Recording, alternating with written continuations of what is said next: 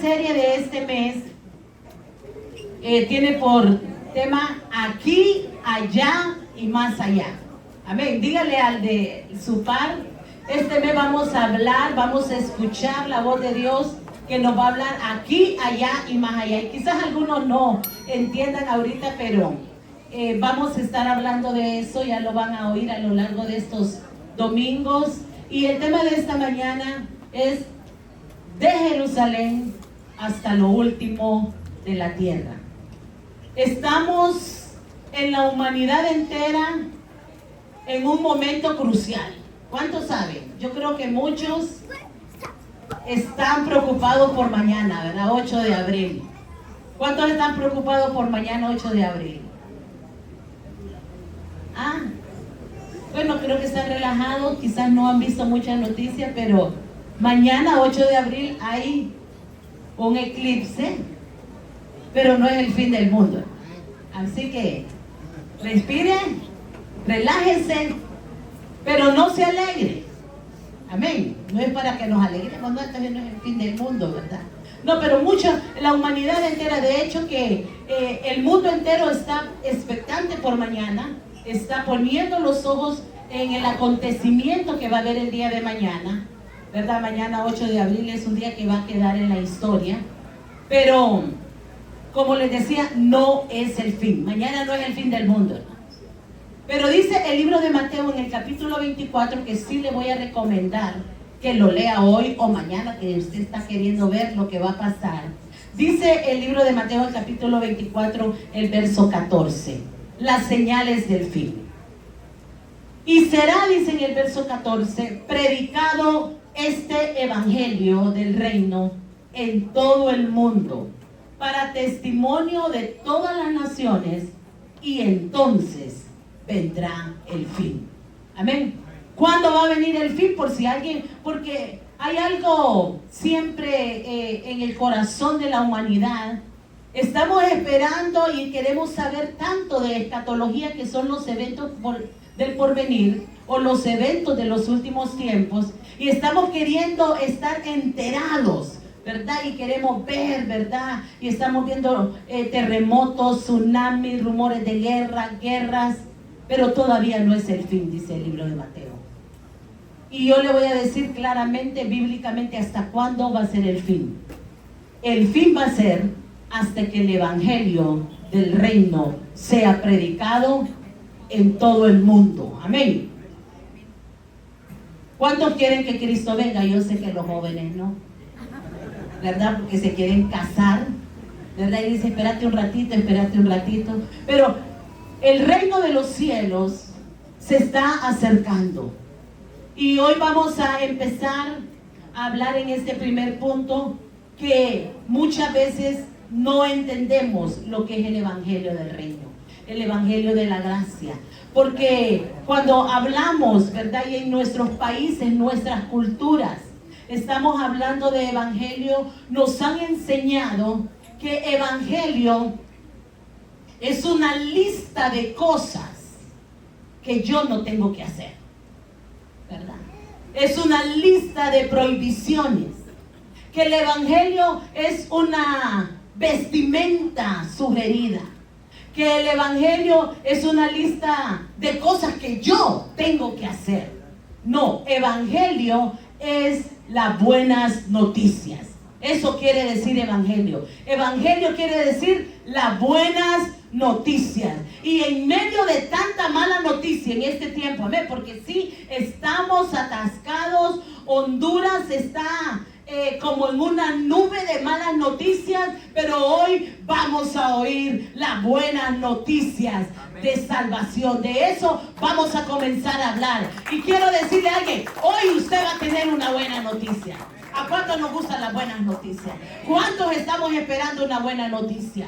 Estamos en este punto tan determinante de la humanidad. Hace algunos días, exactamente el 17 de marzo, un domingo, fuimos con el pastor al Congreso en México. Y yo llevaba tanta expectativa, ¿verdad? Me he oído tanto México lindo y querido, y México, y yo veo los mexicanos que aman México.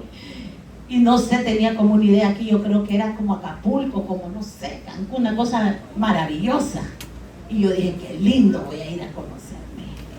Y cuando nos bajamos, solo ese domingo teníamos para medio hacer turismo. Y vamos al Zócalo porque preguntamos cuál era lo más famoso, ¿verdad? Y yo llevaba como 4 cosas de ver. Ahí cerquita, principalmente comerme unos tacos. Los de verdad el pastor, ¿verdad? No los del pastor. Y el Zócalo, ¿verdad? Que miraba ahí tantas cosas. Y cuando vamos, quiero contarles esta experiencia. Empezamos a caminar y mire, nunca en mi vida, nunca, he visto un río de gente como vi ahí. Es que es una cosa impresionante. Ahorita no sé cuántos millones son 129 millones, no sé, un gentío. Y 24 millones en la ciudad. Solo en el DF, donde nosotros estamos en Ciudad de México, 24 millones, o sea, como 3 veces de nosotros.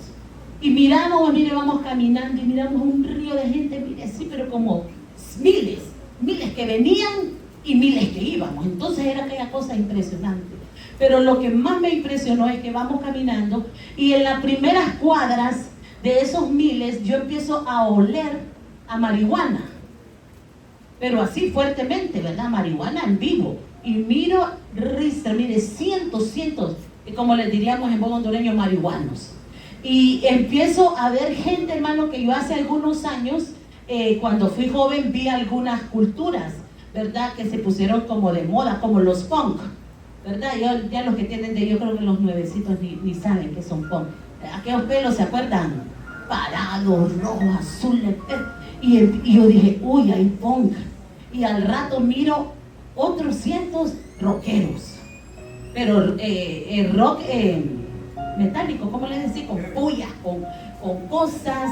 Y vamos caminando y como unas cuadras, montón de cuadras, la adoración a la Santa Muerte, pero ahí en vivo, hermano. Empezamos a ver los satanistas en vivo. Segunda vez en mi vida que veo satanistas en vivo con toda su literatura, sus señas, todos los satanistas haciendo culto a Satanás.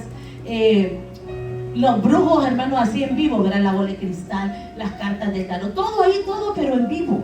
Díganme, hippies, solo en la tele los había visto, y tal vez uno que otro hace años que los vi en San Francisco. Hippies, hermano, pero hippie, ¿verdad? O sea, su pelo, su chancleta, su morral, hippies. Que bueno, vi de todo. ¿Qué no había ahí? Homosexuales en su relación homosexual en vivo, lesbianismo, por otro grupo una feminista gritando. Mire, y yo empiezo y yo estoy como no perturbada, sino que comenzó en mi corazón como una compasión. Y yo dije, Señor, todo esto aquí, tantas miles de personas, y tuve una experiencia y les contaba a algunos hermanos, de repente me vi así como que había una línea acá y había miles, pero que la línea lo que seguía era un abismo.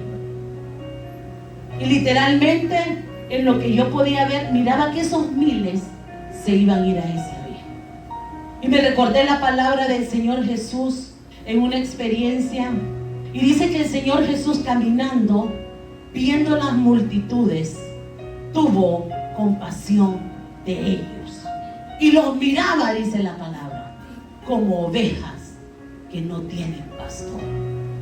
Y empezó en mí aquel dolor, aquella compasión, que les voy a decir en mi corazón, y voy a abrir mi corazón. Hace años yo no tenía esa tristeza en mi corazón. Hace años yo no podía ver aquellos hombres, aquellas mujeres, mire, si ustedes pudieran haber visto la mirada de esas personas vacías, la mirada de esas personas que quizás en otro tiempo yo hubiera dicho, son unos marihuanos, son unos no. Yo empezaba a ver en ellos tanto vacío, confusión, tanta soledad. Yo decía, tanta gente sin identidad no conocen de Dios, no saben que hay un Dios, no saben que hay alguien que los ama así como están, no saben que hay alguien que murió por ellos, que murió a causa de ellos. No saben que hay alguien que quiere abrazarlos y que quiere decirles que no importa cómo están, que no importa cómo ha sido su pasado, que Él murió por ellos. Y empezó, y mire, yo podía ver y miraba a la gente tan diferente. Yo decía, tenemos que actuar con sentido de urgencia. Esos miles, si alguien no les habla, ¿cómo van a saber que hay alguien que los ama? Si alguien no tiene compasión en su corazón, no lástima, porque lástima puede tener cualquiera. Usted puede ver un mendigo ahí, un niño en la calle, en un semáforo, y dice, pobrecito ese niño. Pero la lástima no va más allá de su corazón. Tenemos que tener un sentido de urgencia, como el Señor Jesús, que dice que viendo las multitudes tuvo compasión de ellos y los miraba. Mire, de tal manera los miraba y decía, porque Jesús es el príncipe de los pastores y Él sabía cómo se cuidaban las ovejas. Y Él sabía que las ovejas eran torpes y se pueden perder y se pueden ir al despeñadero. Y dice la palabra, y Él miraba las multitudes como ovejas que no tienen pastor. Y de eso vamos a hablar. Vamos a hablar de lo que es realmente el verdadero evangelio. El apóstol Pablo era un defensor del verdadero evangelio.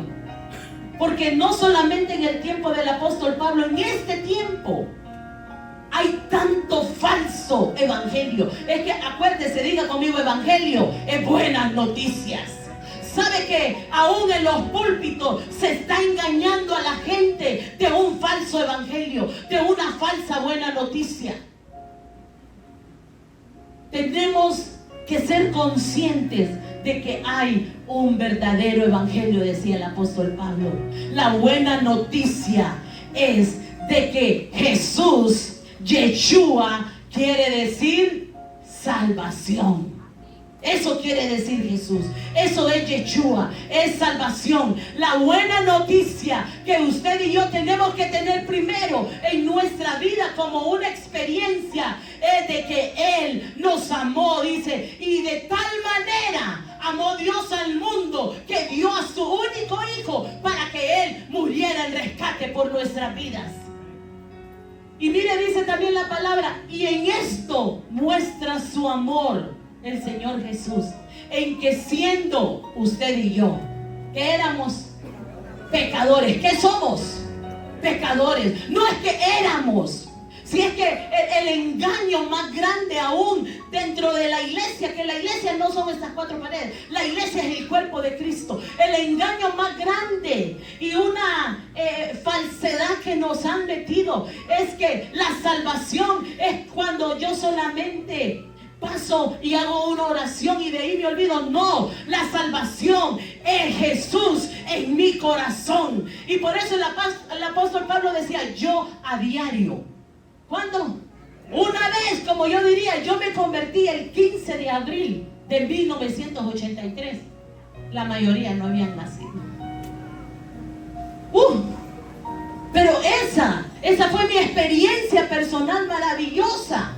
Esa es mi historia cuando yo conocí al Señor, que siendo de 15 años en 40 días quedar huérfana, y yo decía en mi corazón, yo ya no, ¿para qué voy a vivir? Pero vino Él, el Salvador de mi vida, y Él se mostró a mi vida a través de una mujer, nunca la voy a olvidar. Y Ivy Rieti me decía, mira, la Biblia dice, el Señor va a estar con vos. ¿Y sabes qué dice la Biblia? Y yo había sido criada en el Evangelio. Yo había sido criada en una religión evangélica. Pero ese día que ella me dijo, ¿sabes qué? ¿Quién es el Señor? Él va a ser tu papá y tu mamá por siempre. Y dice la Biblia y me la saca: aunque tu padre y tu madre te dejen, con todo Jehová te recogerá. Esa fue mi buena noticia. Esa fue la noticia más maravillosa que yo pude oír, porque mi mundo futuro estaba gris, estaba huérfana, pero hubo una buena noticia que yo oí: que había un Padre eterno que nunca me iba a dejar, que nunca me iba a abandonar. Eso es el verdadero evangelio. Es la buena noticia de Jesús. Dice Marcos capítulo 13, verso 10: es necesario. Y dice en otra versión: es urgente que sea predicado este evangelio a todas las naciones. Es necesario que entendamos, iglesia, lo que es el evangelio. El evangelio no es una religión. Demasiada gente en religión, demasiada gente creyendo una de las frases célebres: todas las religiones llevan a Dios. No. La buena noticia, dice Romanos capítulo 1, verso 16, si lo busca conmigo. Romanos capítulo 1. Necesitamos que la iglesia pueda ver en la Biblia el verdadero evangelio. Dice el capítulo 1, el apóstol Pablo escribiendo a la iglesia en Roma, la iglesia que lo quería matar a Jesús. Dice del verso 16 al 17: porque no me avergüenzo del evangelio, porque es poder de Dios. ¿Para qué? Para salvación a todo aquel que cree, al judío primeramente y también al griego. Porque el evangelio de la justicia de Dios se revela por fe y para fe, como está escrito: mas el justo por la fe vivirá. Amén, iglesia. El verdadero evangelio se centra en el sacrificio de Cristo en la cruz del Calvario. El verdadero evangelio no es aquel que dice: usted hace una oración, usted da una ofrenda, como le digan, paga una cuota y de ahí todo está resuelto. No. El evangelio de las buenas noticias de salvación está centrado en la obra redentora de nuestro Señor Jesucristo. Amén. No hay ningún otro evangelio. De hecho, que hay otros evangelios falsos, pero el verdadero evangelio, dice el apóstol Pablo, es que usted y yo, cuando venimos a Jesús y venimos a la cruz de Él, que ya la acabamos de celebrar hace poco, ¿verdad? Pero muchos quizás solo la miramos pasar. El domingo pasado predicaban acá: resucitados con Cristo a una nueva vida con Él. Ese es el centro del evangelio. Ese es el centro de la buena noticia. ¿Qué pasó en la cruz del Calvario? Él murió en mi lugar. Eso es la justificación. Eso es lo que dice el apóstol Pablo: justificados pues, para con Dios tenemos paz. Justificación es que Él, Jesucristo, quien no tenía pecado. Mire que escribí esto. El apóstol Pablo decía: el Señor no cometió pecado. Pedro decía: en Él no hay pecado. El Señor Jesús era santo, santo, santo. No había pecado en Él. Pero dice también el apóstol Pablo: pero Él por nosotros se hizo pecado. Amén. Esa es la justificación. La justificación es que Él tomó nuestro lugar. Todos nosotros, todos, diga conmigo, todos, estábamos descarriados. Todos nosotros estamos destituidos de la gloria de Dios. Pero Él se hizo pecado a causa de nuestros pecados. Él tomó la copa de los pecados de toda la humanidad. Ayer mirábamos la serie de Chosen y hay tantas experiencias tan maravillosas. Pero una de ellas es cuando está la rueca donde se machacaban los olivos, las aceitunas. Se metían y se presionaban hasta que saliera el aceite. Y él queda viendo esa prensa y él está sintiendo el dolor, igual que me imagino van a hacer la experiencia cuando él esté en el Getsemaní. Él está orando antes de morir en la cruz. Y dice la Biblia que él estaba orando y sudando grandes gotas de sangre, porque le dio hematroidrosis. Era tanta la presión, era la ansiedad al 1000%, porque él iba a tomar tu pecado y mi pecado. Él iba a tomar los pecados de los marihuanos. Él iba a tomar los pecados de los hippies.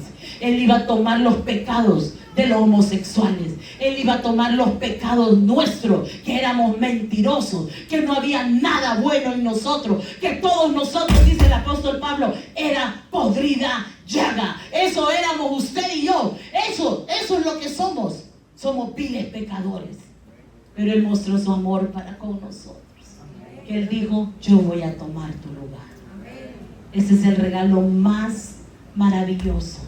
Y es por eso que la palabra dice que el Evangelio es la buena noticia de salvación. Es el sacrificio de Cristo por gracia. Gracia quiere decir un favor que usted y yo no merecemos. Mire, hermano, quiero sacar de la duda a alguien. Aquí bueno, ni uno. Ni uno. Por más portadito que usted sea, bueno, ni uno. Porque traemos desde el pecado de la desobediencia de Adán. A eso agréguele toda la desobediencia de donde usted viene, todas las maldiciones de donde venimos. ¿Cuántos conocen su historia atrás? ¿Cuántos conocen su familia? El viernes compartía con unos hermanos y allá habían quizás unos sobrinos míos pequeños. Y yo les decía que, ¿saben de dónde vengo? De un abuelo que no sé qué hicieron sus papás, porque ni sé cómo se llamaron mis bisabuelos. Pero mi abuelo paterno se llamaba Cosme Damián. Se llamaba el universo de los demonios. Porque Cosme viene del cosmos, del universo. Y Damián es el príncipe de los demonios. ¿Se imaginan lo que traía? Esa maldición, porque las maldiciones abarcan hasta la tercera y cuarta generación. Arrastramos maldición. Pero la justificación, el regalo de la salvación, la buena noticia es que en la cruz del Calvario se quebrantan las maldiciones. Es que en la cruz del Calvario mi pecado fue redimido por su sangre preciosa. Es que Él pagó el precio de esa corona. Es que Él pagó el precio de esos clavos. Es que Él pagó el precio de esa espada traspasando su alma misma. Es de que Él pagó el precio porque me amó de tal manera que dijo, yo voy a morir por tu pecado. No lo merecen, claro que no lo merecemos. No lo merecemos. Y por eso tenemos que estar los que ya hemos creído, porque mire, es tan sencillo recibir la buena noticia, pero la religión nos ha puesto una lista que nos alejan del Evangelio. Lo único que usted y yo tenemos que hacer es, ¿qué dice? Al que cree y fuere bautizado será salvo. No dice al que se vista de esta manera, no dice al que se sepa los libros de la Biblia, no dice al que estudie teología, no, dice al que creyere y fuere bautizado será salvo. Pero es sencillo también. Pero al que no cree, es condenado. Es tan linda la gracia, hermano. Es tan maravilloso el evangelio de la gracia. Es tan hermoso que usted y yo no lo merecemos, pero a Él le plació amarnos de esa manera. La justificación es sencillamente: yo te amé tanto que tomé tu lugar. Eso es la justificación. La justificación es traer a Jesús a nuestras vidas. ¿Saben que salvación no solamente, como les decía, es una oración? Porque hay gente que dice, no, es que yo no quiero hacer esa oración. ¿Sabe qué estamos diciendo? Yo no quiero vida eterna. Porque la salvación conlleva, la justificación conlleva una rama de resultados, de frutos. En primer lugar, la justificación nos trae bienestar. ¿Cuánto pueden recordar cuando le dijeron al Señor, toma mi pecado, toma mi vida? Él se lleva nuestro pecado y nos trae bienestar, nos trae solidez, nos trae seguridad. En lo personal, a mí me trajo confianza. La salvación a mí me trajo paternidad. La salvación a mí me trajo paz. La salvación trae perdón. La salvación trae restauración. Lo más maravilloso para un vil pecador que trae la salvación es que Él nos acepta. Y dice la palabra, y somos aceptos en el amado. Qué lindo es cuando te sientes, como el apóstol Pablo dice, podrida llaga, en otra versión dice una basura. Porque muchas veces, mira, el pecado nos contamina tanto. La maldición nos arruina la vida. Y cuando uno viene a Él y uno es aceptado, hermanos. Ayer mirábamos que el Señor iba caminando. Habían ciegos, habían endemoniados, y Él iba pasando y los iba sanando y los iba liberando. Y miraba a uno de los endemoniados, así todo sucio. Y cuando Él lo toca, Él vuelve en sí, porque los endemoniados están atormentados por demonios. Están enajenados en su mente. Y Él lo mira a los ojos y lo abraza. Qué lindo. Yo dije, Él es aceptado.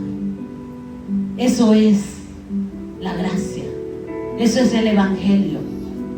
El Evangelio es el amor de Jesús derramado en nuestros corazones.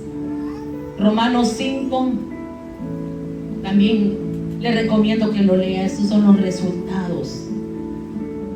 Amada iglesia, la salvación es por fe. Amén. La salvación es una obra de gracia de nuestro Señor Jesucristo. Así que, si hoy estamos conscientes lo que es el verdadero evangelio, su vida no va a ser la misma. Amén. ¿Sabe por qué? Porque todo eso lo recibimos por gracia. Pero cuando uno recibe ese regalo por gracia, dice la Biblia, lo que de gracia recibiste, lo vamos a dar de gracia. El segundo punto que quiero ver, que miremos, es que tenemos una encomienda. Y yo no le voy a decir, levante la mano los que son salvos. De hecho, hoy esa va a ser una decisión que usted va a tomar hoy. Les digo que ayer yo en el cine me volví a convertir al Señor. Cuando ese soldado romano se convierte, Gaius, y él es un romano, hermano, pero él tuvo tanta fe en el Señor que nos hace falta a nosotros. Y yo dije, me estoy convirtiendo de nuevo. Y el apóstol Pablo lo hacía a diario, porque todos pecamos, hermano, ¿sí o no? Habrá alguien hoy que me levante la mano y diga, yo nunca he pecado, pastor. Yo desde que me convertí. No. ¿Cuántos somos pecadores? Pero hoy vamos a ser pecadores arrepentidos. Y mire qué tremendo es esto de este encargo. Yo le puse el encargo supremo, la encomienda. El Señor, cuando está con los discípulos. Vaya conmigo a Mateo 10. Mateo en el capítulo 10, en el verso 5 al 7. Quiero leerles estos pasajes. Quizás algunos solo se los mencione, pero este sí lo quiero leer. Dice el libro de Mateo. Es uno de mis apóstoles preferidos después de la serie de Joseph. Todo lo escribí, hermano. Por eso el libro de Mateo es tan detallado. Y mire que dice el capítulo 10, el verso 5 al 7. Mire cómo está narrando Mateo.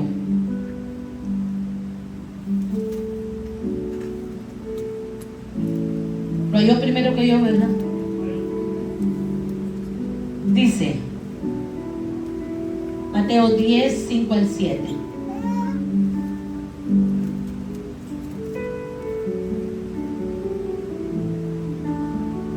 La misión de los discípulos. A estos envió Jesús y les dio algunas instrucciones y les dijo: por el camino de los gentiles no vayan, y en la ciudad de los samaritanos, miren, ni siquiera miren cómo era lo del evangelio. Si no, dice, antes vayan a las ovejas perdidas de la casa de Israel.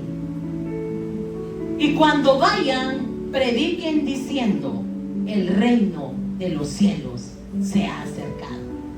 Antes de la muerte del Señor Jesús, mire cómo les decía el Señor, y los mandó, ¿verdad?, a los discípulos. De ahí los mandó de 2 en 2 a los 70 y les daba estas instrucciones. Y les dice: las buenas noticias solo son para los judíos. Miren qué tremendo. Les dice: vayan a los hijos de Israel. ¿Quién eran los hijos de Israel? Los judíos, los de mera cepa, decía. Por eso el apóstol Pablo, ¿verdad?, decía: yo soy judío de mera cepa. O sea, tengo sangre real, casi así se decía. Pero les dice el Señor, no les está diciendo otra persona, les dice el Señor: pero a los gentiles, ¿qué les dijo? No vayan. A los mala copa. Gentil viene de la palabra gentileza, de la palabra chumba, diríamos nosotros, de los corrientes. A esos les dijo el Señor: no vayan. Y a los demás allá, a los samaritanos, ni siquiera entren. Les voy a dar algunos ejemplos. Había una mujer sirofenicia de la ciudad de allá, que no era judía, y ella está oyendo que el Señor Jesús está haciendo milagros, que lo que Él más hace es liberar a los endemoniados. Entonces ella tiene una hija endemoniada. Mire qué fe de esta mujer. Una mujer gentil, una mujer chumpa, una mujer gentuza, que no era judía. Y va porque la necesidad aprieta, ¿sí o no, hermano? ¿A cuánto la necesidad nos saca el potencial? La necesidad, digo yo en mi español, es perra. Esta mujer estaba tan urgida de un milagro. Su hija estaba endemoniada. Y va donde el maestro y le dice: ayúdame, tengo una hija endemoniada. No la traje porque está endemoniada, pero tengo fe de que solo le vas a decir la palabra y ella va a ser libre. Y le dice él: no puedo. ¿Quién le dijo no puedo? Jesús. Porque le dijo: porque el pan es para los hijos. El pan que es la vida, el pan que era la liberación, le dijo: es para los judíos, es para los hijos de Israel. ¿Quién le está diciendo? Jesús. Le dice ella: no me importa, porque aún los perros comen de las migajas que dejan los hijos. ¿Sabe por qué le dice ella? Porque a los gentiles, y miren esta serie, ayer lo miramos, y cuando está el pretor sale y mira un perro, porque no es como los perros de ahora, ¿verdad? Porque es que los perros de ahora duermen en la cama. Los perros de ahora mandan en la casa, tienen mejor cama y valen un billetón. ¿Sí o no? Yo me acordé de un perro del barrio, pues, los que tenemos. Aguacate. Los perros de los barrios nuestros, que ¿qué comían, hermano? Desperdicios. Ahora comen croquetas. De esos perros. ¿Sabe que a los gentiles, cómo les decía? Diga conmigo, perros. Por eso es que ella le dice, ¿sabes qué? Aún yo que soy una perra, en ti puedo comer de las migajas de los hijos, porque si como esas migajas, mi hija va a ser libre, amén. Mi hija va a ser libre. Ella sabía que había un poder salvador en el maestro, que había un poder libertador en el maestro, aunque fuera, diga conmigo, de las migajas. Y le dijo, a los perros, a los malacopas no vayan. A los samaritanos les dijo el Señor, den la vuelta. ¿Saben que cuando el Señor va caminando y para no pasar, los judíos y los samaritanos no se podían encontrar, hermano? Eso era una ofensa a la realeza judía, porque los judíos eran peor que los gentiles, eran más mala copa, porque los samaritanos, los de Samaria, era una mezcla, era ya aquella cosa, ¿verdad? Como ahora miramos que chino con moreno, japonés, era una mezcolanza, ahora no se sabe, ¿verdad? Ahí eran los que habían salido del judaísmo y se habían hecho una sola mezcla. Entonces les decía el Señor, los samaritanos ni entren, ni entren. Entonces ellos geográficamente daban la vuelta. ¿Sabe que cuando Él va caminando, Él tiene que ir a Galilea? Pero dice, ¿sabe qué? Le dice a los discípulos. ¿Se acuerdan de esa experiencia? Me es necesario. ¿Qué dijo el Señor? Me es necesario. Necesito pasar por Samaria. Y cuando la samaritana, la mujer del pozo, lo mira y le dice, ¿qué haces aquí? A plena luz del día, peor como una mujer. Y él le dice, si supieras quién te está pidiendo agua de beber, yo te daría, le dijo, el agua de vida eterna. Y ella le dice, es que samaritanos y judíos no se puede, no podemos hablar, pero él la quería salvar. Amén. Y mire qué lindo, vamos a ir viendo después. Él le dice que es salva y le dice, ¿sabes qué? Nunca más vas a tener sed. Y ella está pensando en la sed natural de ir al pozo. No, le dice, porque el agua que yo te voy a dar va a salir desde adentro, porque yo soy el agua de vida eterna que salpica para la salvación. Y ella se emociona y él le dice, ve y cuéntale a tu marido, a los tuyos. Y ella le dice, es que no tengo marido. Yo sé, le dice, que no tienes, que 5 has tenido y el que tienes ahora no es tuyo. ¿Cómo la amó, verdad, hermanos? ¿Cómo la amó? ¿Cómo la aceptó? Adúltera de adúlteros. 5 con el que tenía 6 hogares destruidos. Pero él la amó. Y a él era necesario salvarla. Amén. ¿Y qué le había dicho a los discípulos? No pasen por Samaria. Pero mire después de la resurrección. Vaya conmigo. Mateo capítulo 28, 18 al 20. Más adelante dice que después de la muerte y la resurrección del Señor Jesús, en esos 40 días que Él está con pruebas indubitables, que Él está mostrando sus manos laceradas, que Él está mostrándose a sus discípulos. Y a la primera que apareció fue a María Magdalena y le dijo: ve y cuéntales, ve y cuéntales.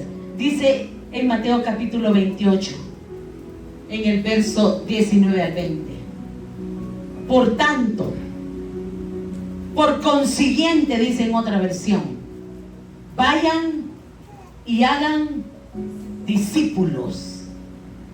¿A quiénes? ¿A quiénes?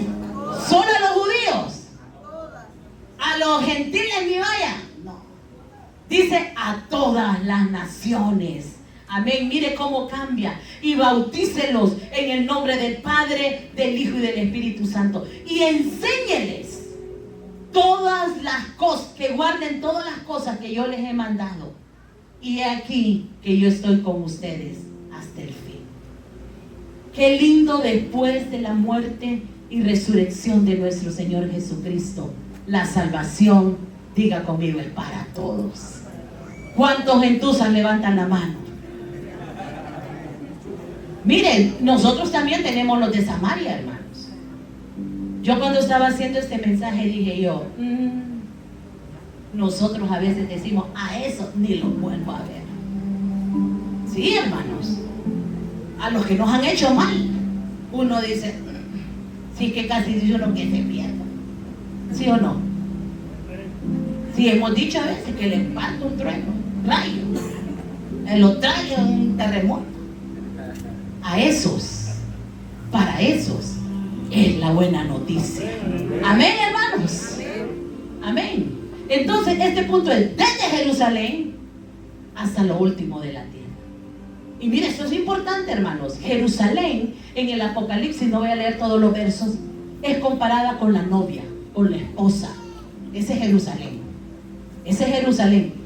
¿Desde dónde vamos a partir? De Jerusalén. Dígase conmigo. Tavo, ¿desde dónde vas a partir? Desde tu casa, desde Azaria, desde Micaela, desde ahí. Amén, iglesia. Amén. Amén. Porque a veces queremos ir a lo último de la tierra y la Jerusalén está abandonada. Conozco cientos, por no ser exagerada, quizás algunos miles de mujeres que han estado por años en sus casas y su marido, no le digo no conoce la iglesia, no conoce quién es Jesús en ella. Amén. Amén, hermanos. Esto es fuerte, pero es la verdad. Conozco hombres, pocos, eso sí, pocos hombres, porque cuando un hombre oye la buena noticia, le pasa como aquel carcelero, ¿verdad?, de Filipos, que estaba Pablo y Silas, se reventó aquella cosa, hermano. El carcelero dijo: me voy a matar porque me van a fusilar, mejor yo me mato. Y le dijo a los discípulos: ¿qué tengo que hacer? Y los discípulos le dijeron: cree en el Señor Jesucristo y serás salvo tú y tu casa. Pero ¿sabe qué hizo ese hombre? Mire, para la casa, y les dijo a todos: vengan para acá, vamos a ser salvos. Por eso es que es maravilloso cuando se convierte un hombre, porque viene la casa. Así que, mujeres, pilas, hay que mostrar la buena noticia a los maridos. ¿Sabe que ese marido gentil, chumba, samaritano, se va a santificar en usted? Amén. Se va a santificar en usted. Usted cuando esté, no sé si hay alguna mujer aquí que tenga a su marido, ¿verdad?, chumba, mala copa, bolo, lo que sea. Cuando usted lo agarra, cuando usted lo bendice, cuando usted tiene una relación con él, porque es su marido, él se va a santificar. Y él se va a convertir, decía el apóstol Pablo, por tu testimonio. No porque usted vaya a la iglesia. Puede ir 30 años y puede que su familia se pierda. ¿A dónde vamos a ir primero? Jerusalén. Diga conmigo: aquí. Y si lo tiene a la par, dígale ahí, porque es que ahí es. Su Jerusalén es usted, su esposo, sus hijos. Judea, allá, nuestros amigos, nuestros vecinos, nuestra familia extendida. Mire, eso es importante que entendamos hoy. La familia es el hombre y la mujer, dice Génesis. Y dejará el hombre a su padre y a su madre, y los dos serán una sola carne, y esa será una familia. Amén, iglesia.